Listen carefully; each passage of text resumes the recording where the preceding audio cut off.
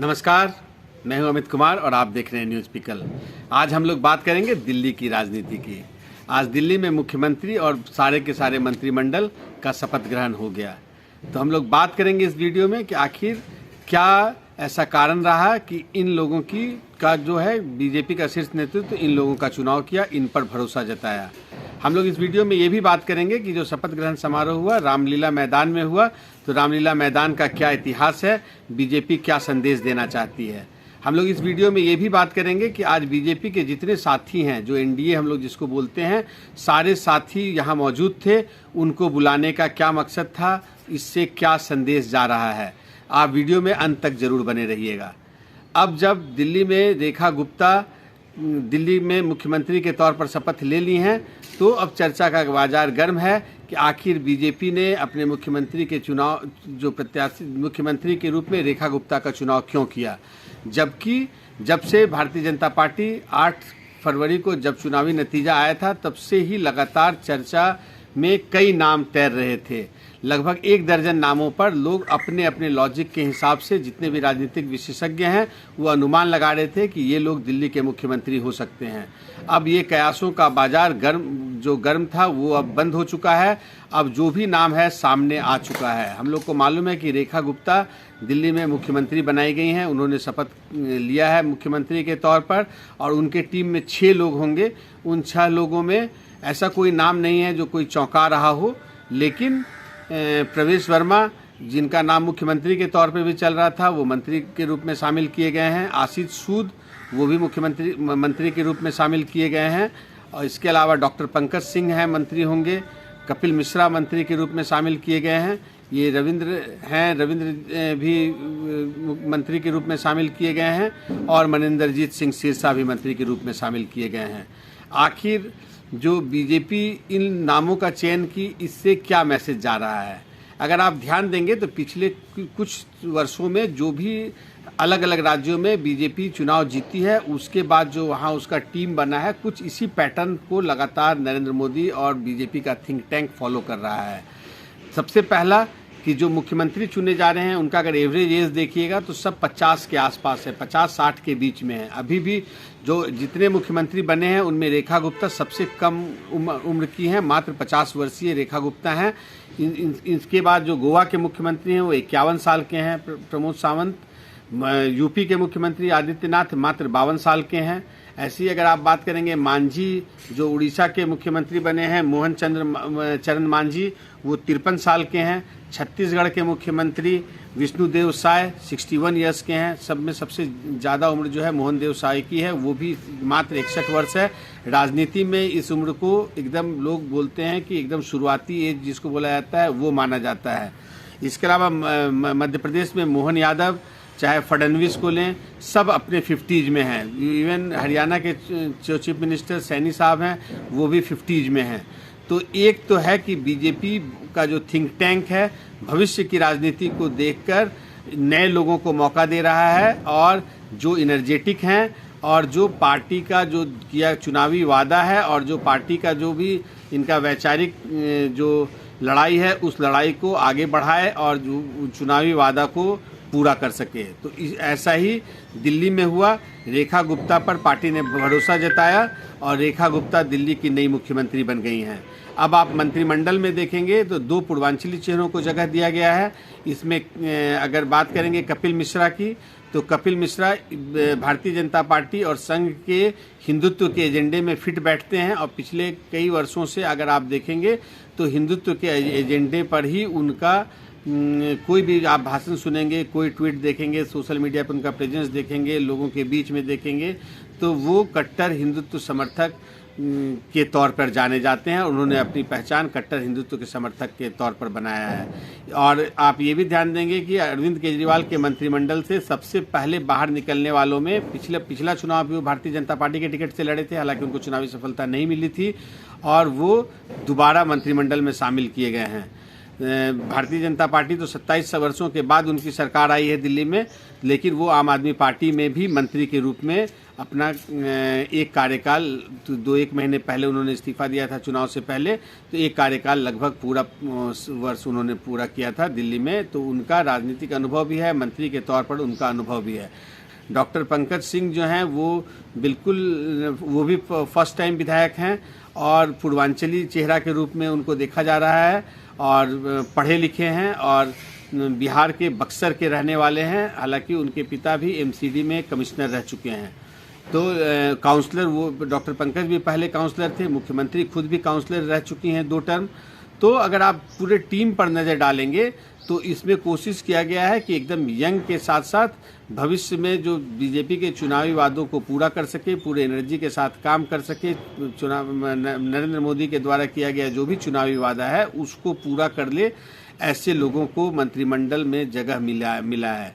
और अगर आप बात करें तो आने वाले सालों में 2 राज्यों का महत्वपूर्ण चुनाव होना है, जिसमें सबसे पहले तो बिहार में चुनाव होना है। तो जो 2 पूर्वांचली चेहरे शामिल किए गए हैं मंत्रिमंडल में, ये संदेश बिहार तक जाएगा। और बीजेपी कहीं ना कहीं, हम लोग को पता है कि एक चुनाव खत्म होता है, अगले चुनाव की तैयारी शुरू कर देती है। तो ये बिहार के चुनाव को देखते हुए भी ये एक अच्छा संदेश जाएगा बीजेपी की बात करें तो। और फिर अगला जो बीजेपी का टारगेट होगा, सबको पता है कि अब आम आदमी पार्टी कमज़ोर हो रही है, चूँकि उनको कल्पना नहीं किया था उन्होंने, अरविंद केजरीवाल और आम आदमी पार्टी ने, कि दिल्ली में उनकी हार होगी। और इस तरह हार होगी कि बीजेपी को एक जो बहुमत का बोलते हैं कि बहुत मजबूत आंकड़ा मिलेगा। आज 48 सीट्स बीजेपी को मिला है, 22 सीट्स आम आदमी पार्टी को मिला है।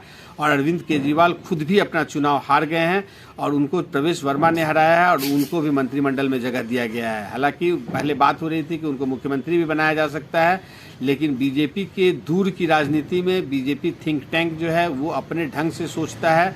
अगर आप बात करेंगे तो जो मुख्यमंत्री हैं उनका संघ का बैकग्राउंड है और लंबा राजनीतिक इतिहास है।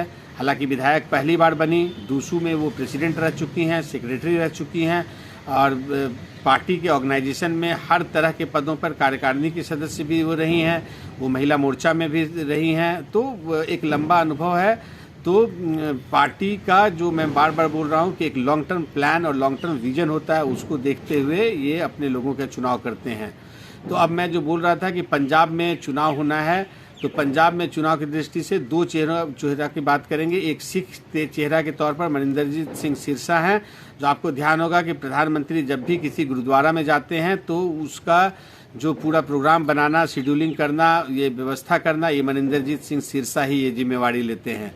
और दूसरा जो है आशीष सूद हैं, वो भी पंजाबी चेहरे के रूप में जाएंगे। इन दोनों का मैसेज पंजाब तक जाएगा। आपको ध्यान होगा कि पिछली जो सरकार थी अरविंद केजरीवाल की, उसमें कोई सिख मंत्री नहीं हुआ करता था। तो इन सब का बहुत मतलब होगा आने वाले चुनावी राजनीति में। और जो हम लोग बात कर रहे हैं कि पिछले जितने भी चुनाव हुए हैं और बीजेपी को जहां जहां सफलता मिली है, हर राज्यों में अब जो मुख्यमंत्री चुने जा रहे हैं वो एक ऐसा नाम सामने आ रहा है जो एक युवा है, 50 और 60 के बीच में उसकी आयु होती है। और दूसरा, वो भले फर्स्ट टाइमर हो, अपने संगठन का उसको लंबा अनुभव होता है और कहीं ना कहीं संघ की भी भूमिका देखी जा रही है इन नामों के चयन के पीछे। तो बीजेपी बहुत साइलेंटली और एक अलग राजनीति, जो हम लोग बात कर रहे हैं, अलग राजनीति की तरफ कदम बढ़ा दी है। और विपक्षियों को अब ये समझना होगा कि नए चेहरे, नए नाम का इंक्लूशन करने का राजनीतिक क्या संदेश जाता है और उसका काउंटर उनके पास क्या है।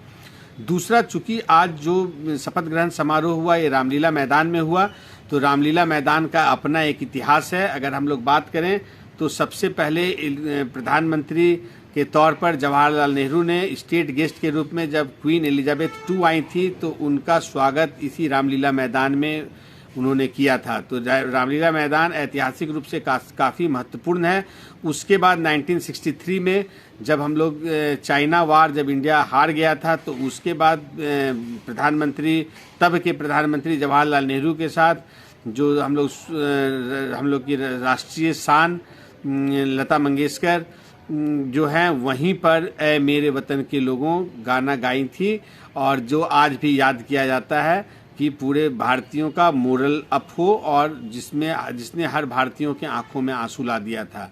उसके बाद अगर हम लोग बात करेंगे तो इमरजेंसी का जब वक्त था तो अपनी गिरफ्तारी से जस्ट पहले जो उनका आखिरी जो भाषण हुआ था, ये जयप्रकाश नारायण की बात हो रही है, तो उन्होंने एक रैली किया था 1975 जून के महीने में, 25 जून के महीने में, जो कि ऐतिहासिक रैली थी। उसके बाद हम लोग को पता है कि जिसको हम लोग बोलते हैं जेपी मूवमेंट, उसका आगाज हुआ था। बाद में जेपी खुद जेल चले गए थे, तो वो भी इसी रामलीला मैदान में वो भी इंसिडेंट हुआ था। रामलीला मैदान गवाह बना है, लाल बहादुर शास्त्री जो प्रधानमंत्री थे, उन्होंने इसी मैदान पर जय जवान जय किसान का नारा दिया था। और यही रामलीला मैदान है जहां 2011 में अन्ना हजारे ने एंटी करप्शन मूवमेंट शुरू किया था, और उसके बाद अरविंद केजरीवाल का बोल सकते हैं कि भारतीय राजनीति में उदय हुआ, और 2013 और 2015 में उन्होंने इसी ऐतिहासिक मैदान में शपथ ग्रहण किया था। और आज इसी ऐतिहासिक मैदान में भारतीय जनता पार्टी, जो 27 वर्षों के बाद बीजेपी की दिल्ली की सत्ता में वापसी करी है, उसने उसी ऐतिहासिक मैदान में अपने सारे एनडीए के राज्यों के मुख्यमंत्री और उप मुख्यमंत्री और जितने उनके सहयोगी पार्टियां हैं, उनके सामने वो गवाह बना। रेखा गुप्ता इसी मैदान में आज मुख्यमंत्री पद की शपथ ली, और साथ में उनके जितने भी 6 मंत्रिमंडल के सदस्य हैं, उन सदस्यों ने इसी रामलीला मैदान में शपथ ग्रहण किया। हम लोग बात इस वीडियो में ये भी करेंगे कि क्या अरविंद केजरीवाल दिल्ली की सत्ता में वापसी कर पाएंगे।